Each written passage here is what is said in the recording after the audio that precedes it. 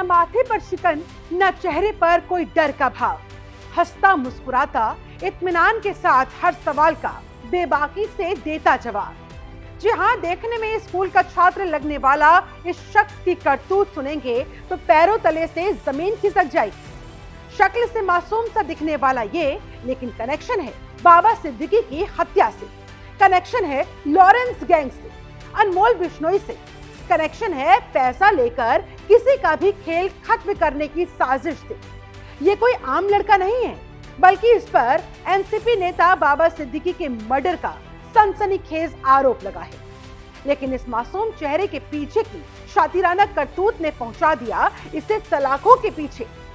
जी हाँ, बात हो रही है बाबा सिद्दीकी को ताबड़तोड़ गोलियां बरसाकर मौत के घाट उतार देने वाले मुख्य आरोपी शिव कुमार उर्फ शिवा की। नाम में शिव, लेकिन काम राक्षस का, जिसने पूरी मुंबई को इस शूटआउट से हिला डाला। हालांकि यूपी एसटीएफ और मुंबई क्राइम ब्रांच की संयुक्त टीम ने इसे नेपाल भागने से पहले ही नेपाल बॉर्डर से 19 किलोमीटर पहले नानपारा में धर दबोचा और पूछताछ में उसने कर दिए कई बड़े बड़े चौंकाने वाले खुलासे। वारदात को अंजाम देने के बाद हिंदुस्तान की सीमा पार करके शूटर नेपाल भागने की कोशिश कर रहा था। इससे पहले कि वो अपने मंसूबे में कामयाब हो पाता, पुलिस ने उसे धर दबोचा। इंस्टाग्राम पर माफिया स्टाइल में रील बनाकर अपना टशन दिखाने वाले इस शूटर ने किया है रियल कबूलनामा।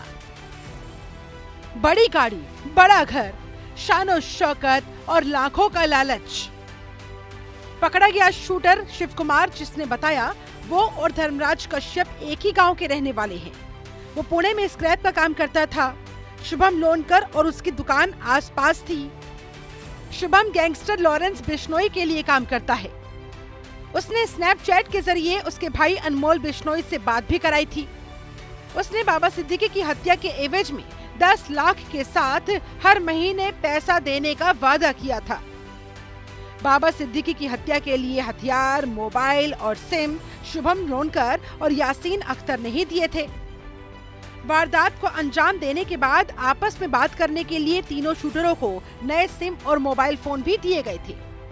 उन तीनों ने कई दिनों तक मुंबई में बाबा की रेकी करने के बाद 12 अक्टूबर की रात इस हत्याकांड को अंजाम दिया। उस रोज त्योहार होने की वजह से पुलिस और भीड़भाड़ थी, जिसके कारण 2 शूटर मौके पर पकड़ लिए गए। लेकिन शिव कुमार वहां से फरार हो गया। उसने अपना फोन रास्ते में फेंक दिया और पुणे चला गया।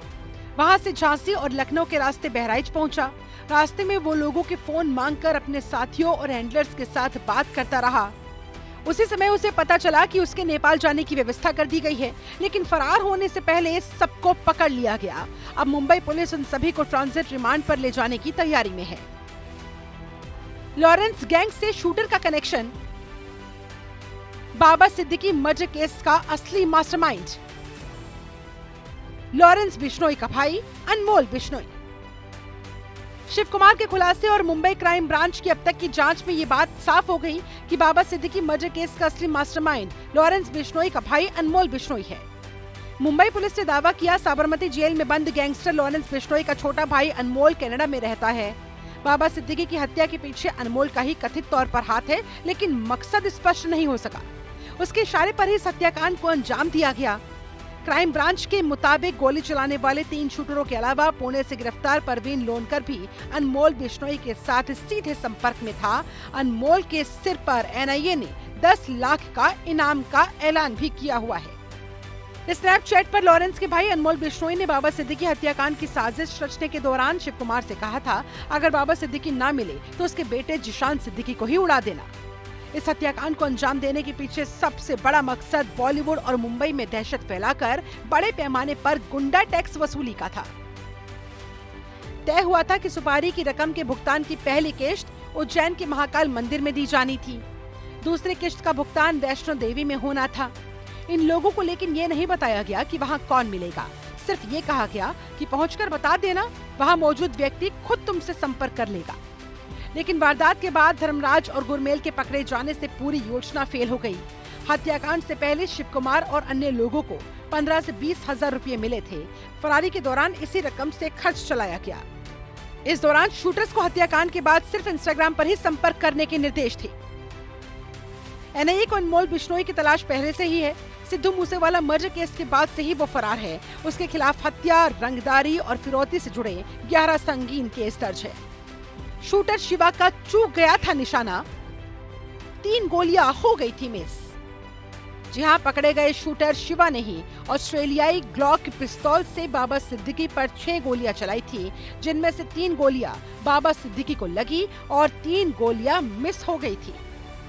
बाबा सिद्दीकी की हत्या से पहले और हत्या के बाद शूटरों को दिए गए थे अलग अलग मोबाइल फोन, अलग अलग सिम कार्ड। वैष्णो देवी में था मिलने का प्लान। बाबा सिद्दीकी की हत्या के बाद तीनों शूटर जम्मू जाकर वैष्णो देवी में मिलने वाले थे। तीनों के अलग अलग हैंडलर्स थे। धर्मराज कश्यप और शिवा का हैंडलर शुभम लोनकर था, जबकि तीसरे शूटर गुरमेल सिंह का हैंडलर यासीन अख्तर था। बाबा सिद्दीकी मर्डर केस को लेकर यूपी एसटीएफ चीफ अमिताभ यश ने बताया, घटना के बाद से ही लगातार आरोपियों को ट्रैक किया जा रहा था।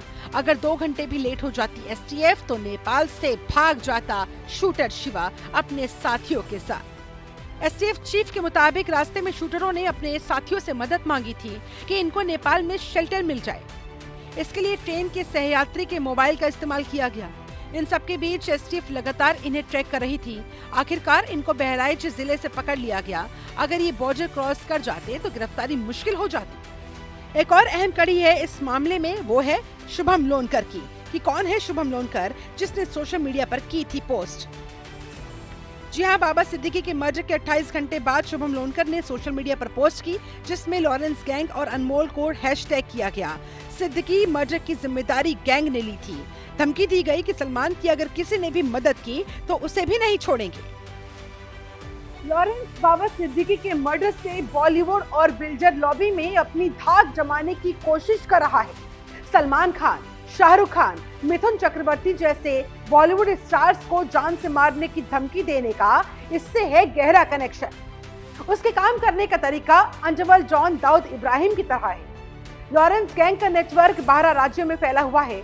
लॉरेंस गैंग ने बाबा सिद्दीकी को ही निशाना क्यों बनाया? क्या असल में सलमान से दोस्ती इसकी वजह रही, या फिर ये डी कंपनी की तरह मुंबई को अपना गढ़ बनाने की फिराक में है? इन सवालों के जवाब मिलने अभी बाकी है। इसी के साथ इस कहानी में फिलहाल बस इतना ही। आप बने रहे जनतंत्र टीवी के साथ। नमस्कार।